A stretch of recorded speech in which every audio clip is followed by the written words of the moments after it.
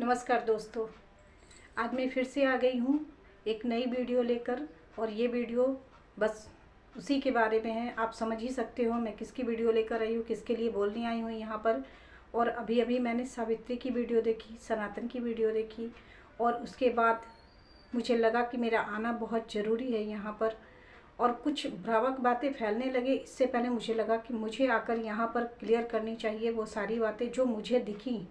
मैं ये नहीं कहती कि सबको दिखी, मुझे जो दिखी और मुझे जो लगा मैं वहाँ पर यहाँ पर वो इस वीडियो में मैं वो सारी बातें मैं क्लियर करूँगी जो कि सावित्री की उदासी को लेकर एक चर्चा बना हुआ है। मैं उन सब बिंदुओं पर बात करूँगी और ये मेरी थिंकिंग होगी कि दूसरों की थिंकिंग होगी या नहीं मैं नहीं जानती, दूसरों की सोच होगी या नहीं, वो किस तरफ मुड़ रहे हैं, किस तरफ सोच रहे हैं, कैसा सोच रहे हैं वो इस बात को लेकर, वो उनकी थिंकिंग है। मेरी थिंकिंग जो कहती है, मैंने जो देखा और मैंने जो महसूस किया, मैं बस उसकी ही बात करूँगी इस वक्त। तो सावित्री का वीडियो आया एक दिन, तो कल आया ही नहीं वीडियो। हम सब ने देखी कि कल बहुत हम सभी ने वेट भी किया, पर सभी ने देखा कि कल सावित्री की वीडियो नहीं आई थी, कल सनातन की वीडियो आई थी जिसमें वो पुराने घर को तोड़ रहा था। और वो वीडियो में मतलब ये था कि उसने कहा भी कि सावित्री दीदी को अभी पता नहीं है इन सब के बारे में। और आज की वीडियो में भी उसने यही बात कही कि सावित्री को दीदी को पता नहीं है ये बातें। पर मैं सनातन भाई से पूछना चाहती हूँ कि कल जब आपने वीडियो अपलोड की तब आपने ये नहीं सोचा कि सावित्री को इस बात का पता चल चुका है। और आपकी वीडियो जब लाखों लोगों ने देखा, तो हम लोगों ने जब देखा तो पता चल गया, तो सावित्री को क्या पता नहीं चला? आपने ये बातें आज की वीडियो में ये बात क्यों कही कि सावित्री दीदी को पता नहीं है कि ये घर हम लोग तोड़ रहे हैं, जब वो आएगी तो नया घर होगा, नया मकान होगा? तो ये बात मुझे अब लगने लगी है कि ये बात जो है, जो सनातन ने उससे छिपाई थी और फिर वीडियो में उसने अपलोड कर दिया और सावित्री को बताई भी नहीं ये बातें, तो ये कहीं ना कहीं सावित्री के उदासी का कारण एक वही चीज़ है। एक मुझे लग रहा है अभी कि एक वो कारण हो सकता है उसके लिए, उस उदासी का कारण, क्योंकि जिस घर में उसका जन्म हुआ और जहाँ से उसने शुरुआत की अपने बचपन से लेके अब तक की जो कहानी उसकी रही है, वो सारी यादें उस छत से, उस मकान से जुड़ी हुई थी, वो मिट्टी के घर से जुड़ी हुई थी। पर उसको तोड़ते समय अगर सनातन ने उससे पूछा नहीं, उसको बताया नहीं, तो ये ज़रूरी है। अगर हमारे साथ भी ऐसा होता तो हमें भी तकलीफ़ होती कि हमसे पूछा होता, हमसे कहा होता। पूछने की तो बात नहीं रही, क्योंकि सनातन तो अब खुद ही अपने घर के मालिक हो गए, आप लोग समझ सकते हैं। तो पूछने की बात तो रही नहीं। हाँ, कह वो सकते थे, वो बता सकते थे अपनी सिस्टर को कि हाँ मैं ऐसा कर रहा हूँ, तुम्हारी क्या राय है? और सब कुछ इतनी जल्दी जल्दी हो रहा है, मुझे तो ये समझ में नहीं आ रही है। मैं लोगों को मतलब बोलती थी कि आप लोग क्यों ऐसा करते हो, क्यों कहते हो, पर कुछ ज़्यादा ही जल्दी सनातन के यहाँ हो रही है, जो कि देख के अटपटा लग रहा है। और जब हम लोगों को अटपटा लग रहा है, समझिएगा इस बात को, कि जब हम लोगों को ये बातें अटपटी लग रही हैं कि तुरंत कार, स्कूटी और मकान बनाने की तैयारी और ये वो सारी बातें हो रही हैं, तो क्या सावित्री को ये बातें पता नहीं चल रही हैं? क्या सावित्री फील नहीं कर रही है उस चीज़ को? क्या सावित्री महसूस नहीं कर रही है उस चीज़ को कि उसके साथ अभी क्या हो रहा है वहाँ पर और इधर उसके मायके में क्या हो रहा है? क्या वो देख नहीं? क्या ये जलन है? क्या ये जलन है? जलन नहीं है, वो तकलीफ़ है। आप समझो, तकलीफ़ है वो, कि एक बहन जैसे ही घर से जाती है उस घर में बहुत सारी चेंजिंग होने लगती है। तो ये जलन नहीं है, एक बड़ी उम्र की लड़की के लिए जलन नहीं, वो तकलीफ़ है, वो दर्द है कि हमें कुछ नहीं मिला। हालांकि इस जो भी बातें हैं, जो भी सावित्री ने खुद ही कहा कि मैंने अपनी मर्जी से शादी की है, तो इसकी जिम्मेवार वो खुद भी है। अगर उसे कुछ अच्छा घर, कुछ अच्छे लोग मिल रहे थे, जैसा कि सनातन ने कहा भी, तो वो उसने कहा कि नहीं वहीं शादी करनी है, तो इसकी जिम्मेवार तो वो सावित्री ही है। जहाँ तक मैं कहूँगी कि सावित्री ही जिम्मेवार है। लेकिन जब तुम्हें कुछ मिला, जैसा कि उसने वीडियो में कहा कि मुझे बहुत कुछ मिला पर मैं लेकर नहीं आई, तो ये गलत बातें हैं। देखो, नहीं मिला तो बहुत सारे उपाय हैं, तुम लोगों के पास इतनी भी पैसे की कमी नहीं है कि आप कुरियर से नहीं मंगवा सकते हो। बहुत सारी चीज़ें आप मंगवा सकते हो, कुरियर का एकदम आसान सा साधन है। और ट्रेन में भी आप लोग बुक करके भेज सकते थे, ऐसा कुछ भी नहीं है कि आप ले जा नहीं सकते थे। हाँ, आपको ये ज़रूर लगा होगा कि वहाँ पर सारी चीज़ें होंगी तो मैं अभी क्यों लेके जाऊँ, मैं बाद में लेके जाऊँगी, सेटल हो जाऊँगी तो लेके जाऊँगी, ये मैं मान सकती हूँ ऐसी बातें।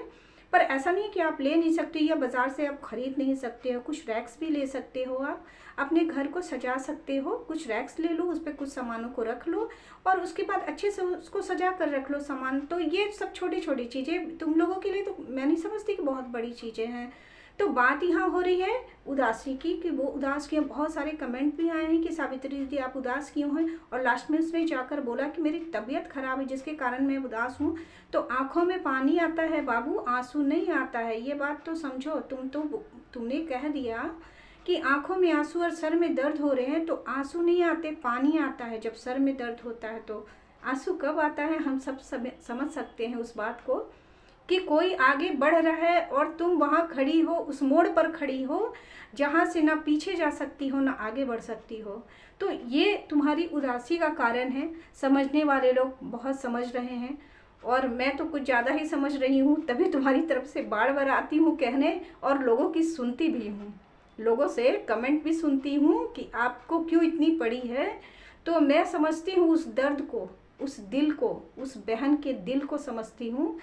और जो कुछ हम सब ने भुगता हुआ है ना, वो दिन को याद करके मैं उसको फील करती हूँ, उस तकलीफ़ को फील करती हूँ कि जब कोई ससुराल में जाता है तो वहाँ पर बुरा नहीं मानना, ये सच्ची बात मैं कहती हूँ। आपको जो ज़िंदगी मिलती है ना, वो नाप तोल कर मिलती है। जो सांसें मिलती है ना, वो नाप तोल कर मिलती है, क्योंकि आप जहाँ रहते हो ना उसके अनुसार ही आपको चलना होता है, और वहीं उसी तरह से आपको सांस लेना होता है। आप समझ रहे हो? आप ना अपनी मर्जी से सो सकते हो और ना अपनी मर्जी से जाग सकते हो। बस इससे ज़्यादा मैं कुछ नहीं कहूँगी। तो ये जो नपी तुली ज़िंदगी मिलती है ना, इसमें सावित्री उस नपी तुली ज़िंदगी में जी रही है, जबकि दूसरी तरफ अंजलि के लिए ऐसा कुछ भी नहीं है। उसको नाप तोल कर ज़िंदगी नहीं दी गई है। वो जैसे चाहे रहे, वह खुली हवा में सांस ले रही है। पर कहीं ना कहीं सावित्री यहाँ घुट रही है, उसका दम घुट रहा है, लेकिन उसकी जिम्मेवार वो है। ठीक है, मैं मानती हूँ। मुझे कुछ कमेंट्स में भी ऐसे मिले थे, मैंने जब सावित्री के ऊपर उसकी वीडियो पर कमेंट किया था, तो कुछ लोगों ने कहा कि जो भी कुछ उसके साथ हो रहा है उसकी जिम्मेवार वो खुद है। ठीक है, मैंने मान लिया। तो क्या हम छोड़ दें उसे? क्या उसकी फैमिली वाले उसे छोड़ दें? अगर हम लोग ऐसे ही छोड़ा करें अपने घर की बेटियों को उसके गलत फैसलों के बाद, तो क्या वो बेटियां बच जाएंगी? आपको लगता है ऐसा कि वो बेटियां बची रह जाएंगी?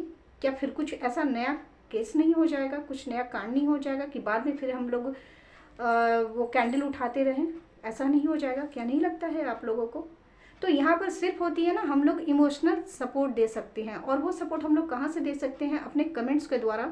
और कुछ बातें ये भी है कि एक उदासी का दूसरा कारण भी हो सकता है कि उसको जितने निगेटिव कमेंट आ रहे हैं, और हम लोग जो वीडियो बना रहे हैं यहाँ पर बैठकर, तो वो सारे कमेंट वो पढ़ रही है, वो अपने कमेंट भी पढ़ रही है, दूसरों की वीडियोस को भी देख रही है कि लोग क्या कह रहे हैं, क्या उसके बारे में क्या कह रहे हैं, कैसे कैसे कमेंट आ रहे हैं उसको, और उससे उसकी ससुराल की फैमिली पर क्या असर पड़ रहा है, वो सारी बातें समझ रही है। और कहीं ना कहीं उसका रिएक्शन भी उसके सामने आ रहा है, जो कि कुछ वीडियो में आपको नज़र भी आता होगा, ये सारी चीज़ें नज़र भी आती होंगी। तो देखो, इंसान अच्छा हो या बुरा हो, अगर लगातार आप किसी को गलत कहते रहोगे, तो कम से कम वो इतना तो कह ही सकता है ना कि तुम्हारे कारण ऐसा हो रहा है। आप समझिएगा इस बात को। कोई भी कहेगा, हम आप हो तो हम लोग भी कहेंगे, कितने भी हम लोग अच्छे लोग हैं, कितने बर्दाश्त करना जानते हो, पर ये बातें तो हम लोग भी कह देंगे कि आपके कारण ही हो रहा है, नहीं तो हमारी फैमिली को कौन जानता था, हमारे बेटे को मोटा किसने कहा था, या कुछ भी किसी को कहने की क्या हिम्मत थी, ऐसा तो कोई भी कह सकता है ना। और एक घटना का जिक्र है ये सनातन ने जो अभी किया है, जो कि उनकी उंगली कट गई है अभी, तो ये चीज़ें भी देखकर कहीं ना कहीं सावित्री विचलित हो जाएगी अभी, क्योंकि हम सबको बुरा लग रहा है। और जिस तरह से उसके अंगूठे में चोट लगी है वो बहुत ही मतलब डेंजर है, हमें लगता है ऐसा।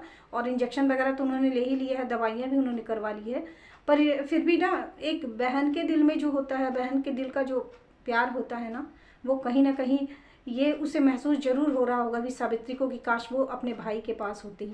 तो थोड़ा सा हम लोग ना, फिर मैं कहती हूँ, अपनी मानवीय संवेदनाओं को देखते हुए हम लोग कुछ भी करें। और मैं बहुत ज़्यादा किसी की दलीलें नहीं पेश कर रही हूँ, ना किसी की वकालत कर रही हूँ, क्योंकि देखो, मैंने अपनी पहले की भी वीडियो में कही थी एक बात कि जितना हम खुद को जानते हैं ना, सामने वाले नहीं जान सकते हैं।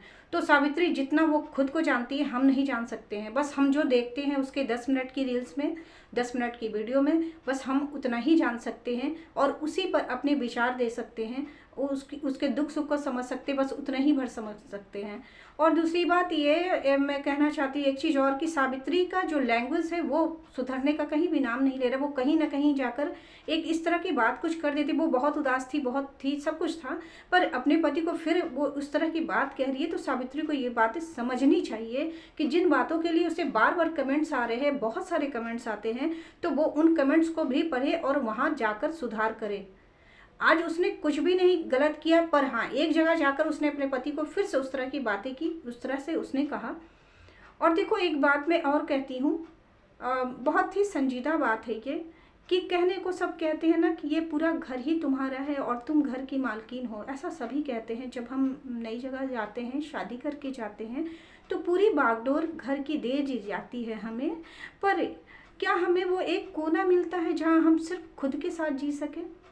अपने दिल से पूछना जरा, क्या वो एक कोना है जहाँ हम हंस सके, हम रो सके, हम आराम से रो सके? क्या वैसा एक कोना है कि वहाँ कोई हमें डिस्टर्ब ना करने आए, कि हम पूरा जी भर के रो ले और हमारे कोई आंसू ना पोंछे? कभी हुआ है ऐसा कि आप लोगों के साथ में? अगर हुआ है तो आप उस दर्द को महसूस कर लेना जो कि सावित्री अभी महसूस कर रही है, या उसे लग रहा है कि वो रो भी नहीं सकती है। हंसने की तो बात सही है कि सबके साथ हम हंस लेते हैं, पर रोने के लिए तो एक कोना ही हम ढूंढते हैं। हम सबके सामने रो नहीं सकते हैं।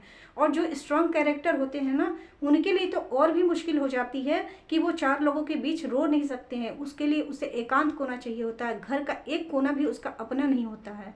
कहने को पूरा घर अपना होता है, पर उन आंसुओं के लिए, उन आंसू को बहाने के लिए कोई एक कोना नहीं होता है उस घर में, जो कि हम खुद के लिए निकाल सके, बचा पाए उस कोने को, जहाँ जाकर हम अपने सेंटिमेंट को खुद से शेयर कर सकें, अपनी गलतियों को, अपनी अच्छाइयों को खुद से विश्लेषण कर सके उस कोने में बैठ के, जहाँ पर हमें कोई डिस्टर्ब करने वाला नहीं हो। लेकिन ऐसा कुछ भी नहीं होता है। ये सब कहने सुनने की बातें हैं और ये दिल से जुड़ी बातें हैं। देखो, जो मैं फील करती हूँ, जो मैं महसूस करती हूँ, मैं वही बोलती हूँ। और कोई ये तार्किक बातें, ऐसी कोई बात नहीं है, मतलब बहुत बड़ी बातें नहीं मैं करती हूँ, लेकिन हाँ जो बातें हैं, जेन्युइन बातें हैं, जो सबके दिल में रहती है, कह नहीं पाते हैं, मैं वही बात करती हूँ। और एक बार फिर से मैं कहती हूँ, सावित्री संजीदा है और उसको हमारी प्यार की ज़रूरत है, हमारे स्नेह की ज़रूरत है, ना कि नफ़रत की ज़रूरत है। प्लीज़, अगर हम दूसरी की बेटियों के लिए कैंडल उठाते हैं, तो कोई बेटी अगर खुश रहना चाहती है तो उसके लिए 2 हंसी के बोल तो बोल ही सकते हैं ना। बाद में हम कुछ भी करके क्या कर ले, क्या कोई वापस आता है जाने के बाद? नहीं आता है ना। तो बस मैं इतना ही कहती हूँ इसी मैसेज के साथ मैं, कि जो बची हुई हमारी बेटियाँ हैं उन्हें हम बचा कर रखें, और वो हमारे घर की हो या बाहर वाले हो, कोई भी हो, जहाँ से हम जुड़ते हैं ना तो वहाँ अपनापन आ ही जाता है। तो हम जो बची हुई बेटियां हैं, बहनें हैं, हम उनको बचा कर रखें। जो चली गई उसके लिए तो हम कैंडल लेकर खड़े ही हो जाते हैं, पर जो बची हुई है ना उनको बचाने का प्रयास हम करें। और हम सब मिलकर एक संकल्प ले कि किसी भी औरत को गलत बोलने वाले का मुंह तोड़ जवाब दें। जो गलत बोलते हैं, मैं ये नहीं कहती, जो आपकी गलतियों को बता रहे, मैं उनकी बात नहीं करती। जो अपशब्द बोलते हैं आकर औरतों को, मैं उनको कहती हूँ कि अब तुम लोग ये बंद कर दो करना। सजेशन दो, सलाहें दो, मशवरा दो, पर गालियाँ नहीं दो, क्योंकि अब ये बर्दाश्त से बाहर की बातें हो रही हैं। तो बस मैं ज़्यादा कुछ नहीं कहती, इसी पे मैं अपनी वीडियो का अंत करती हूँ और मैं नए वीडियो के साथ में आऊँगी। और फिर ये मेरी राय थी, देखो मैं जो कह रही हूँ ये मेरी राय थी, आपकी क्या राय है? आप लोग की अपनी अपनी मर्जी, अपने अपने दिमाग से आप लोग सोचते हो, अपनी सिचुएशन के हिसाब से सोचते हो। तो ज़रूरी नहीं कि मेरी जो बातें हैं वो आपकी बातों से टैली करेंगी। ज़रूरी ये नहीं है कि वो बातें टैली ही कर जाएंगी। जो आप सोच रहे हो मैं भी वही सोच रही हूँ। मेरे सोचने का ढंग अलग है, आपके सोचने का ढंग अलग है, आपका सिचुएशन अलग है और मेरा सिचुएशन बिल्कुल अलग है। तो मैं जो भी है बस मैं कहूँगी कि बस हम लोग कुछ गलत नहीं करें कि किसी के साथ कुछ गलत हो जाए। ठीक है, तो आज की वीडियो मैं यहीं समाप्त करती हूँ। मैं कल फिर मिलूँगी, तब तक के लिए नमस्कार।